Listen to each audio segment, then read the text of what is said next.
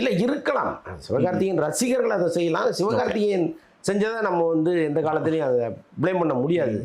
இன்னொன்று வந்து ரசிகர்ங்கிறவன் அப்படி தான் இருப்பான். அவன் ரசிக்கிற ஒரு ஹீரோ பக்கத்தில் நீங்கள் யார் படத்தை ஓட்டினாலும் கிழிக்க தான் செய்வான். ஒரு கழுத படத்தை ஓட்டினாலும் கிழிப்பான். அது இந்த கழுதை வந்து இவருக்கு போட்டியாக வருமானலாம் அவன் நினைக்க மாட்டான். இந்த படத்தை டிஸ்டர்ப் பண்ணுது, இப்படி போகிறவங்க அதை மட்டும்தான் பார்க்கணும், பக்கத்தில் ஒன்று இருக்கிறத பார்க்கக்கூடாது அப்படின்னு நினைப்பான். இதெல்லாம் நடந்திருக்கு.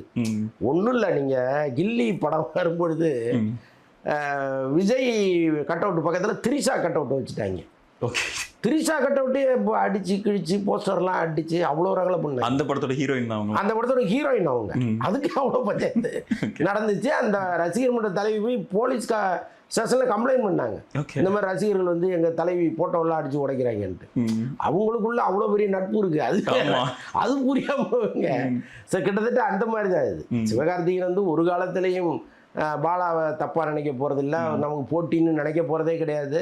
இன்னும் சொல்ல போனால் தம்பி நீ நல்லா இருந்தான்னு சொல்ல போகிறாரு அவர். எல்லாருமே அதான் சொல்கிறோம். அதே டிவி சேனல்ல இருந்து வந்த ஆளும் கூட அது மட்டும் இல்லை, எல்லாருமே பாலா மேலே பெரிய அபிமானம் அன்பும் இருக்கு. பா இந்த விஷயத்தில் பாலாவை நம்ம வேறொரு பார்வையோட பார்க்குறோம். ஒரு நல்ல மனுஷன், சம்பாதிக்கிறதெல்லாம் எடுத்து எல்லாருக்கும் கொடுக்குற ஒரு நல்ல மனுஷன், இந்த பையன் நல்லா வரணும் அப்படிங்கிற ஒரு பார்வை தான் நமக்கு இருக்கு. ஆனால் அவர் ஒரு தவறான படத்தில் போய் கமிட் ஆகி அந்த படத்தில் நியாயமாக அவர் அறிமுகமாக இருக்கவே கூடாது. அவருக்கு எந்த இம்பார்ட்டன்ஸும் கிடையாது இந்த படத்தில். சும்மா அப்படியே சைடு ரோடில் அப்படி வந்துட்டு போகிற ஒரு கேரக்டராக தான் அவர் இருக்கார்.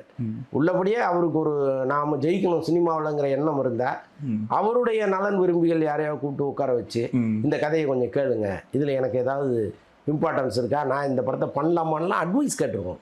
கேட்டிருந்தா இந்த படத்தில் அவர் நடிச்சிருக்கவே போகிறதில்ல. இது முழுக்க முழுக்க பாலாஜி சக்திகள்ங்கிற ஒருத்தரை ஹீரோ ஆக்கின படம்.